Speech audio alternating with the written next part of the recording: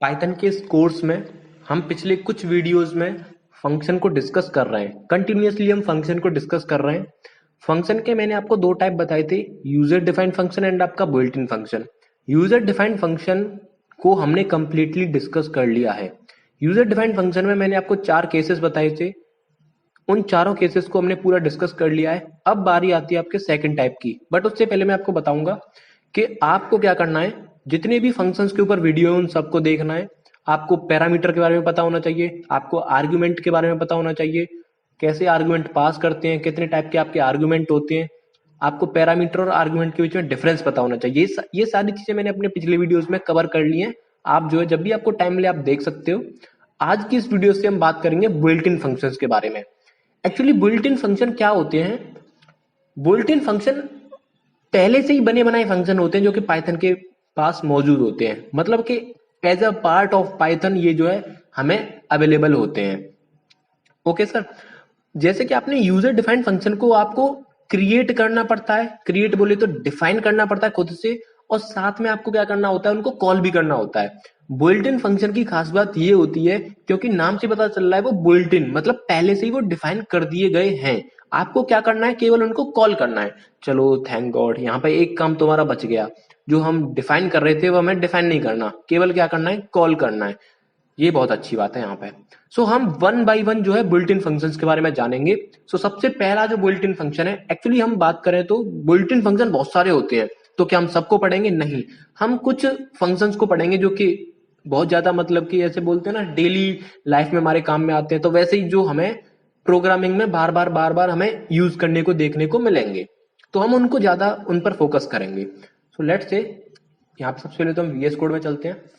सबसे पहला जो आपका बुइल्ट इन फंक्शन आता है वो आता है मैक्स। आई होप आपको फंक्शन का कॉन्सेप्ट तो क्लियर होगा। अगेन मैं आपको बता रहा हूं, और आपको पैरामीटर और आर्ग्यूमेंट में अंतर पता होना चाहिए। आर्ग्यूमेंट कैसे पास करते हैं और यहाँ पे फंक्शन को डिफाइन नहीं करना, ये सारी चीजें आपको माइंड में क्लियर रखनी है।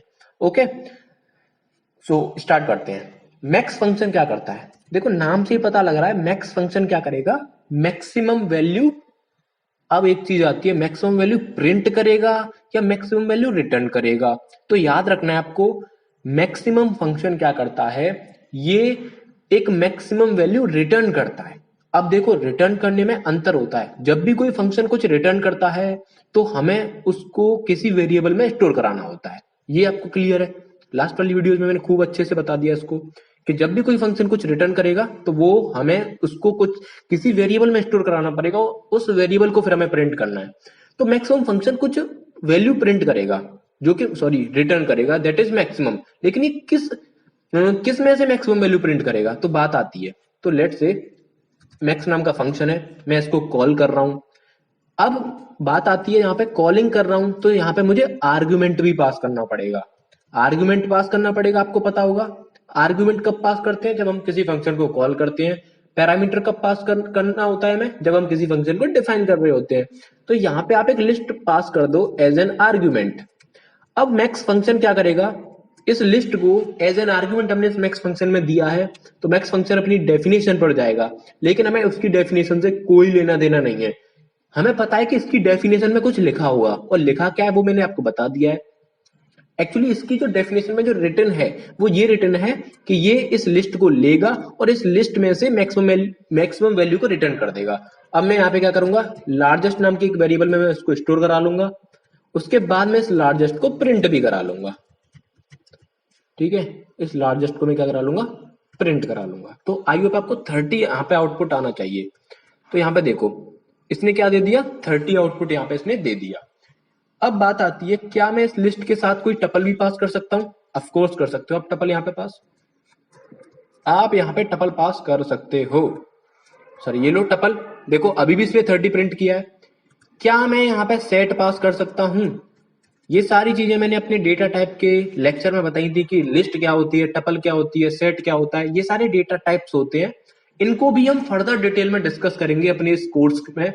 बहुत इन पे एक, मतलब कि इन पे क्या है ना, दो तीन वीडियोस तो इन पे बन ही जाएंगे अगर मैं अच्छे से इनको डेप्थ में डिस्कस करूं तो। लिस्ट को, टपल को, सेट को, डिक्शनरी को, इनको आगे करेंगे डिस्कस। अभी आपको पता होना चाहिए कि ये जो आपको दिखाई दे रहा है actually it is a set, जिसको मैंने एज एन आर्ग्यूमेंट मैक्स नाम के फंक्शन में पास किया है। तो यहाँ पर भी ये क्या प्रिंट कर रहा है 30। अब यहाँ पे बात आती है अगर मैं स्ट्रिंग पास करूं तब क्या होगा।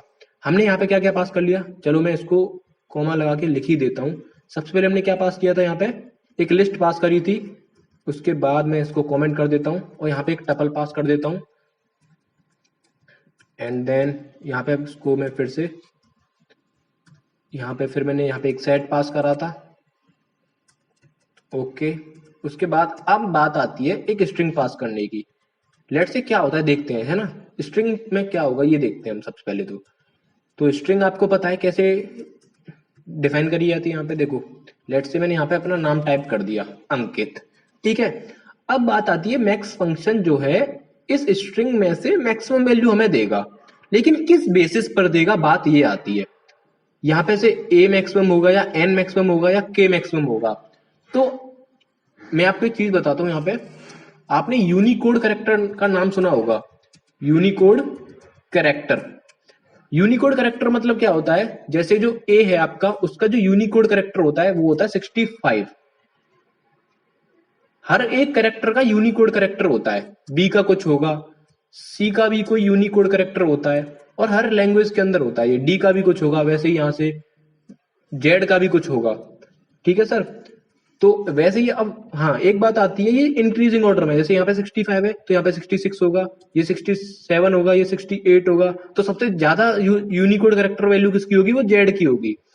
वैसे ही अगर मैं बात करूं स्मॉल ए, तो स्मॉल ए जो है आई थिंक 97 से स्टार्ट होता है, ये 97 से स्टार्ट होता है। वैसे ही अब बी का कितना होगा, स्मॉल बी का वो होगा 98 आपका।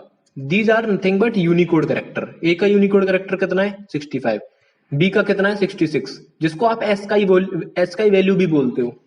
ओके, स्मॉल ए का पता चल गया आपको। हाँ अब बात आती है यहाँ पे ये किस बेसिस पर इस इन कैरेक्टर में से, जैसे टी एक कैरेक्टर है, आई एक कैरेक्टर है, तो किसका यूनिकोड कैरेक्टर ज्यादा होगा। देखो यहाँ पे सबसे ज्यादा जो यूनिकोड कैरेक्टर होगा वो होगा टी का, आप यहाँ से कैलकुलेट कर सकते हो। तो उसके बाद ये क्या करेगा, टी को प्रिंट कर देगा। तो मैं आपको दिखा देता हूँ प्रिंट करके, मैं यहाँ पे प्रिंट करके दिखा देता हूँ आपको। तो यहाँ पे देखो इसने टी को प्रिंट कर दिया। तो according to the Unicode character ये क्या कर रहा है, उसको प्रिंट कर रहा है। जैसे यहाँ पे अगर ए का यूनिकोड कैरेक्टर ज्यादा होता तो ए प्रिंट हो जाता, ऑब्वियस सी बात है। तो सर आई होप आपको ये मैक्स नाम का फंक्शन समझ में आया होगा। इसका जस्ट जो रिवर्स होता है वो होता है आपका मिन नाम का फंक्शन। एक्चुअली एक मिन नाम का भी फंक्शन होता है, तो ये भी क्या करता है, ये बस उसका उल्टा करेगा, मिन वैल्यू यहाँ पे आपको देगा। तो आई होप आपको मैक्स फंक्शन समझ में आया होगा, मिन फंक्शन समझ में आया होगा। अब बात करते हैं एक बार पूरा कंक्लूजन की, कि आपका जो बिल्ट इन फंक्शन क्या होते हैं, जिनको डिफाइन करने की हमें जरूरत नहीं पड़ती है, केवल कॉल करना होता है।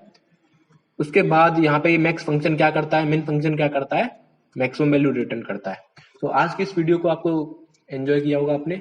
अगर आपको ये वीडियो अच्छी लगी हो तो प्लीज वीडियो को लाइक जरूर कर देना। मिलते हैं नेक्स्ट वीडियो में, तब तक के लिए टाटा बाय बाय।